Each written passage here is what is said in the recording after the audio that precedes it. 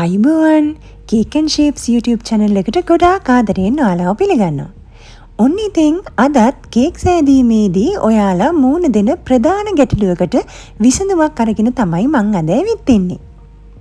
ගොඩාක් දෙනෙක් කියන දෙයක් තමයි කිලෝ 1 කේක් එකක් හදන්න අවශ්‍ය අමුද්‍රව්‍ය දාලා කේක් එක බේක් කරාම කේක් එකේ බර කිලෝ 1ක් නැහැ කියන ගැටලුව.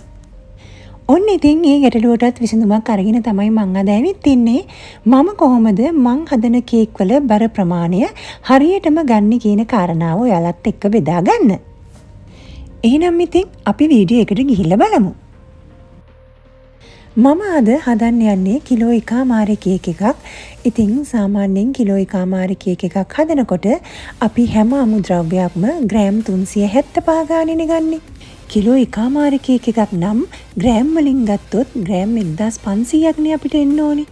ඉතින් පාන් පිටි, සීනි, බිත්තර, බටර් මේ හැම අමුද්‍රව්‍යයක්ම ග්‍රෑම් 375 ගානේ දාලා හැදුවට අපිට අවසන් බර ග්‍රෑම් 1500ක් ගන්න බෑ කියන කාරණාව අපි හැමෝම දන්නවා.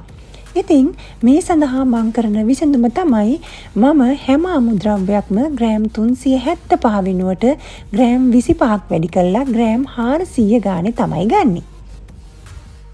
කිලෝ 1මාරේ කේක් එකක් හදන්න අවශ්‍ය වෙන අමුද්‍රව්‍ය මම ඩිස්ක්‍රිප්ෂන් බොක්ස් එකේ දාන්නම් ඔයාලට බලා ගන්න පුළුවන්.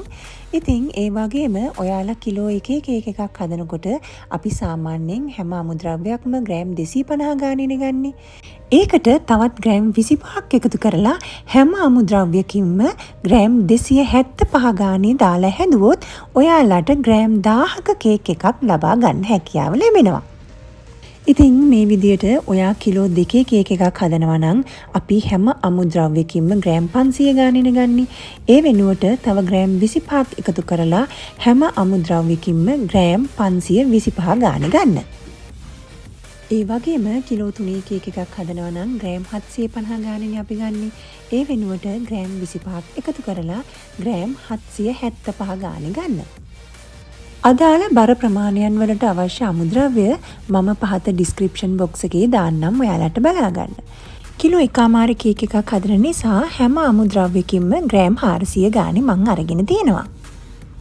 ඉතින් මේ විදියට මුලින්ම මම බටර් ටික හොඳින් බීට් කරගන්නවා. ඔයාලා දන්නවනේ ෆ්‍රිජ් එකෙන් ගත්ත ගමන් අපි බටර් යූස් කරන්නේ නැහැ. රූම් ටෙම්පරේචර් එකට ආවට පස්සේ තමයි බටර් එක යූස් කරන්න ඕනේ.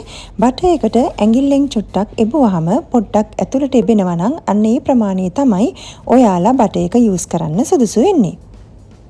බටර් එක බීට් කරනකොට සැරින් සැරේ මේ විදියට ස්පැචුලා එකකින් කවලම් කරන්න ඕනේ. බටර් ටික හොඳින් බීට් වුණාට පස්සේ මම සීනි එකතු කරනවා. මම මේ වගේ මැෂින් එකක් පාවිච්චි කරන නිසා තමයි සීනි ටික දෙසරකට එකතු කරේ.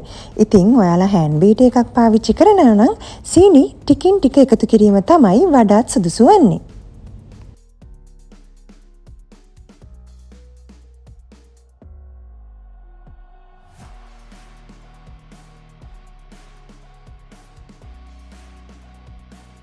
බටරුයි සීනි හොඳින් බීට් වුණාට පස්සේ මම බිත්තර එකතු කරනවා. මතක තියාගන්න බිත්තර එකතු කරනකොටත් බිත්තරෙන් බිත්තරේ තමයි ඔයාලා එකතු කරන්න ඕනි.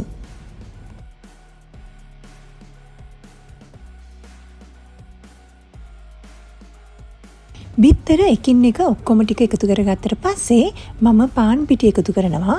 පාන් පිටි දානකොටත් ඔයාලා ටිකින් ටික එකතු කරන්න.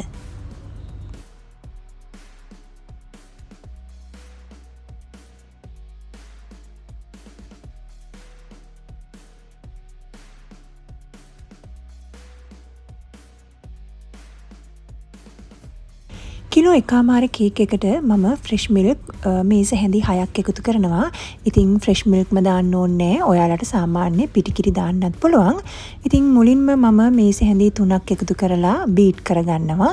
ඊට පස්සේ තමයි ඊළඟ මේස හැඳි 3 දාන්නේ.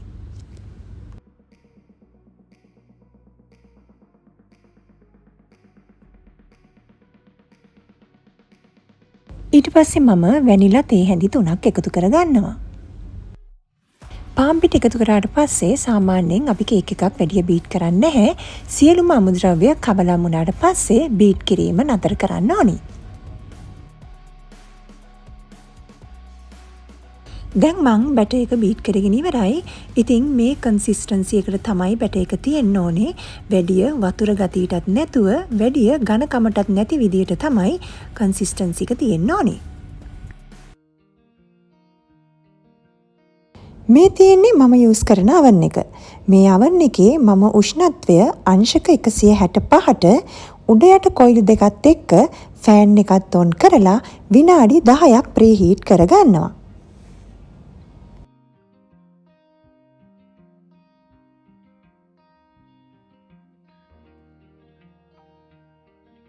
කිලෝ 1.5 කේක් එකට මම භාවිතා කරන්නේ අඟල් 8 රවුන්ඩ් තැටි දෙකක්. ඉතින් මේ විදිහට බටර් ටිකක් ගාගෙන ඊට උඩින් මම පාන් පිටි ටිකක් තවර ගන්නවා.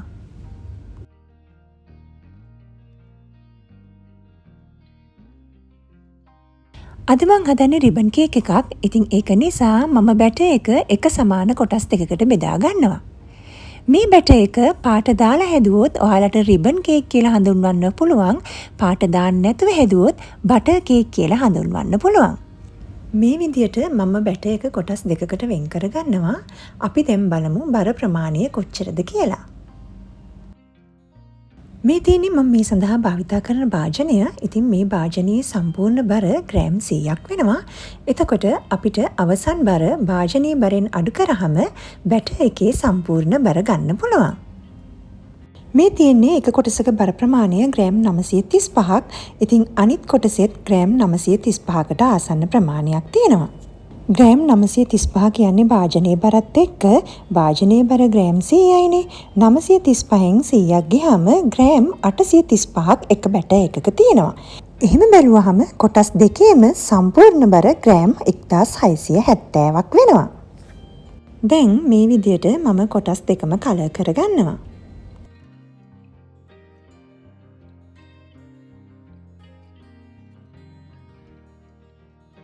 දැන් බැටර් එකේ තියෙන යා බබල්ස් ඉවත් කරන්න මේසයක් මතට මේ විදියට තට්ටු කරන්න.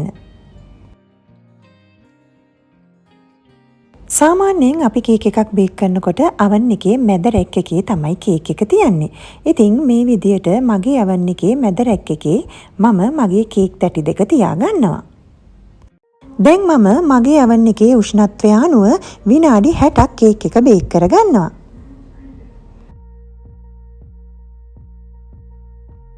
කේක් එක බේක් වෙන්න දාලා හරියටම විනාඩි 30කට පස්සේ තමයි මේ. ඉතින් ඔයාලට පේනවා ඇති කේක් දෙකම හොඳට පිපිලා ඇවිල්ලා තියෙනවා. මේ නිසා තමයි මම මගේ කේක් වලට බේකින් සෝඩා සහ බේකින් පවුඩර් යන දෙකම භාවිතා කරන්නේ. විනාඩි 60කට පස්සේ කේක් දෙකම බේක් වෙලා ඉවරයි. ඉතින් මේ විදියට ටූත් පික් එකකින් ඇනලා බලන්න කේක් එකේ තෙත ගතිය වගේ තියෙනවද කියලා. තෙත ගතිය වගේ තියෙනවා නම් ඔයා තව විනාඩි 5ක් විතර කේක් එක බේක් වෙන්න දාන්න. තෙත ගතිය නැත්නම් ඔයාගේ කේක් දෙක හොඳට බේක් වෙලා තියෙන්නේ. ඔයාලට පේනවනේ කේක් දෙක කොච්චර ලස්සනට පිපිලා ඇවිල්ලා තියෙනවද කියලා. පොඩ්ඩක්වත් බෑලා නැහැ. කේක් එකක් හදනකොට අපි විශේෂයෙන් මතක තියාගන්න ඕනේ අමුද්‍රව්‍ය නිවැරදි ආකාරයෙන් ගන්න. ඒ වගේම නිවැරදි පිළිවෙල අනුගමනය කරන්න. ඉතින් මේ විදියට මම දැන් කේක් දෙක කූලින් රැක් එකක් උඩින් තියලා හොඳින් නිවෙන්න අරිනවා. ඔයාලට පේනවනේ කේක් එක කොච්චර සොෆ්ට්ද කියලා.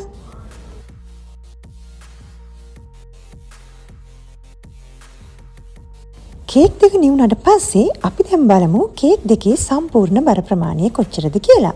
එක කේක් එකක බර ග්‍රෑම් 759යි. ඒ වගේම අනිත් කේක් එකක් තිබ්බාම සම්පූර්ණ බර ග්‍රෑම් 1523ක් එනවා. ඒ වගේම උස අඟල් දෙකේ තැටි දෙකකනේ අපි කේක් දෙක බේක් කරේ. ඉතින් බර වගේම ඔයාට උසත් හරියටම මේ විදියට ගන්න පුළුවන්. හරියටම අඟල් 4ක් උස කේක් එකක් ඔයාට හදා ගැනීමේ හැකියාව ලැබෙනවා. ඔන්න ඉතින් ওই විදියට තමයි මම මගේ කේක් වලට අවශ්‍ය උස සහ බර නිවැරදිව හදාගන්නේ. ඒ විතරක් නෙමෙයි කේක් එකක් හරියට හදන්නේ කොහොමද කියලාත් ඔයාලා මේ වීඩියෝ එකෙන් ඉගෙන ගත්තනේ. එහෙනම් ඉතින් අදට ඔයාලගෙන් සමුගන්නවා. තවමත් Cake and Shapes YouTube channel එක subscribe කරලා නැත්නම් subscribe කරන්න ළඟම තියෙන bell button එක ඔබන්න. එතකොට මම වීඩියෝ එකක් අප්ලෝඩ් කරපු ගමන්ම ඔයාලට දැනගැනීමේ හැකියාව තියෙනවා. එහෙනම් ගිහින් එන්නම්. ඔයාලට සුබ දවසක්.